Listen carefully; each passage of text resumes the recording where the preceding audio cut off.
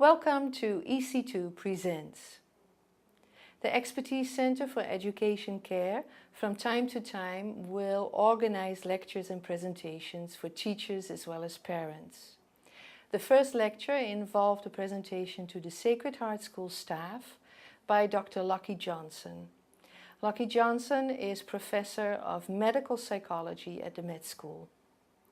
The topic of her first presentation was child-centered teaching. The presentation contained a lot of interesting information, also for you as parents.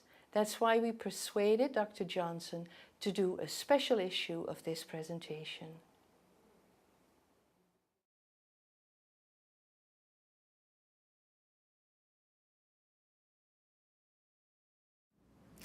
Hello everybody. I'm happy to be sharing with you some ideas on child-centered learning and catch your child being good. I'm a psychologist and I am a professor of medical psychology at the Saba University School of Medicine.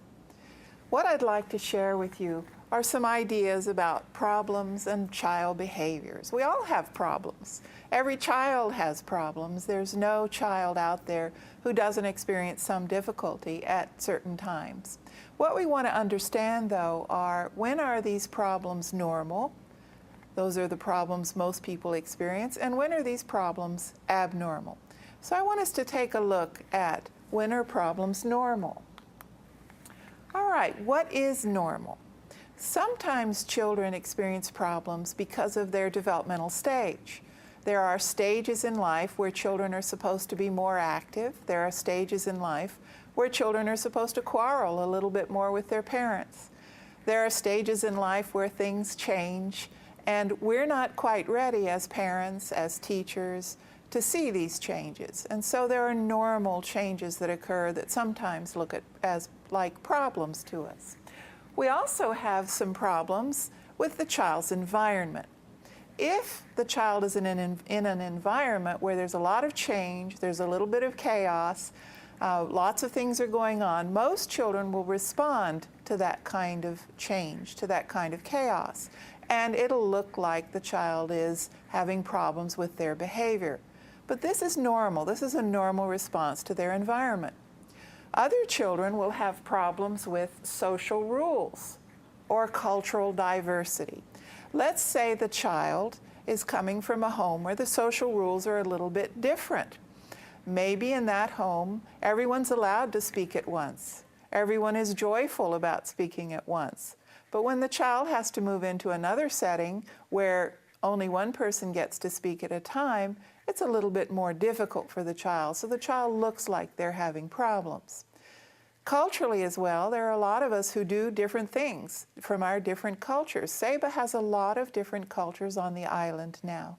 There are children from many different countries, from the Netherlands, from different countries in Latin America, from the different Caribbean islands, from the United States, and probably from many other places that I haven't mentioned. So cultures vary in how we accept behavior from children. In a different setting, that might look like a problem. Some of the other things that might be normal problems. Language is spoken. If your child doesn't use English as the spoken language at home, they may have trouble in settings where English is the spoken language. And that's true when we shift from English to Dutch to Spanish and to many other different languages. So your child may appear that they're not understanding or not learning or not doing well. But these are really based on language differences. Also, some problems that are normal is when the child is experiencing health problems. If your child is unhealthy at the time, if your child is not feeling well, if your child is in pain, children will learn less easily. They'll be more irritable or they'll be quieter. And so health problems will affect child behavior. This is perfectly normal. These are called normal problems in childhood. And educational system problems. Some children are made perfectly for our education system. They come in, they sit down, they're quiet, and they wait their turn. They're not that active, but they're not underactive. But did you hear how it took all of those things to come together for a child to behave perfectly? There are very few children that are made that way. Children will come in, they'll squirm, they'll blurt their answer out of turn, they'll stay quiet. And so the education system brings in a certain setting that doesn't match all children's personalities, all children's temperaments, all children's activity level. And so those are normal problems being experienced in the education system. So just to go back over that, there are a lot of reasons why children will act as though they have a problem. And these are normal reasons. We want to uncover the normal cause, see if we can change it. But if we can't change it, maybe we need to be working towards accepting some of the behaviors from the child. And that's what I mean by being child-centered. We want to focus on the child, center on the child. Now there's a strategy we're going to work with that's going to be about catching your child being good. Before we go into that strategy, though, I want to talk for a minute about some of the reasons that we might find for abnormal problems. What would make a problem be a disorder? When would a problem be something you'd want to talk to a psychologist about or talk to the physician about? Well, there's a list of things that might contribute to disorders. When we look at the list, what we see are things called inborn disabilities. The child was born with a disability. The child has either a disability that might be physical, they may not be able to see or hear as well as other children. They may have a disability with their emotions, their ability to regulate their mood. What that means is all of us, with our biochemistry in our brain, regulate how we feel. If we're happy, we stay happy while all of the good events are going on. When something happens that makes us unhappy, we become unhappy, but we move out of it. We move out of it smoothly. Some children are born with an inability or a disability in being able to control or regulate moods. When they become unhappy, their biochemistry pushes them to become more and more unhappy, and they have a hard time pulling out of it. So those are some of the things that contribute to what we call disorders, and those would be some of the mood disorders. We also have trauma that can cause dysfunction. If a child has experienced something very traumatic early on, they may respond in different ways to this trauma for a number of years after the trauma. Also, vulnerability to stress. Not all of us handle stress the same way. You probably know people who handle stress beautifully. Things happen, bad things happen, and the person continues to walk calmly through life, dealing with what happens. You probably also know other persons who respond very quickly to stress. They seem quite upset about it. They may even become very, very emotional about stress. And this is part of who they are. The same is true with children. So when there's stress in the child's life, and there is stress in children's lives, children have stress in school. A test coming up can produce a lot of stress. Children have stress with their friends. If a friend decides that they don't want to be a friend anymore, that's very stressful for children. Children even have stress at home if they want to eat something that they've been looking forward to eating and they don't get to. That's stressful for children.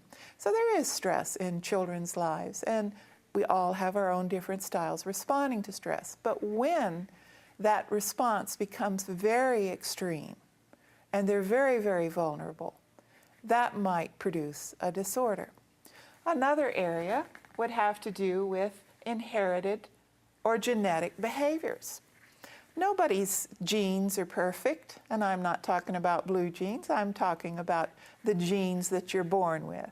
All of us have flaws, and so when we have children, these same kinds of flaws in our genes get passed down. One of the most important things to think about is activity level. We are beginning to understand that our ability to control our activity level and our ability to control our impulses. So when we want to do something really badly, we know we shouldn't do it, but we go ahead and do it. That's when we give in to our impulses. These are things that are inherited. And so children have inherited whether or not they can control impulses from parents, family members. They've also probably inherited activity level issues from family members. So sometimes those can cause problems. Now, as a psychologist, one of the things I know about diagnosing child problems, I wouldn't even think about diagnosing a child disorder unless the child was really having trouble functioning. They're not functioning well at home.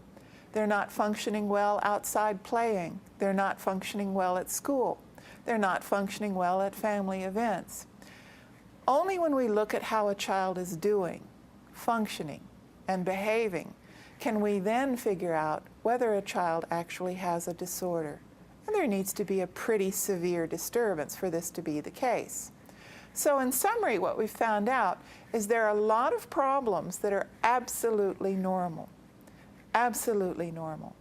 These are the kinds of problems that we can work with. We can work with Catch Our Child Being Good. And when we start to do this, maybe we can help our child change some of these very, very normal behaviors.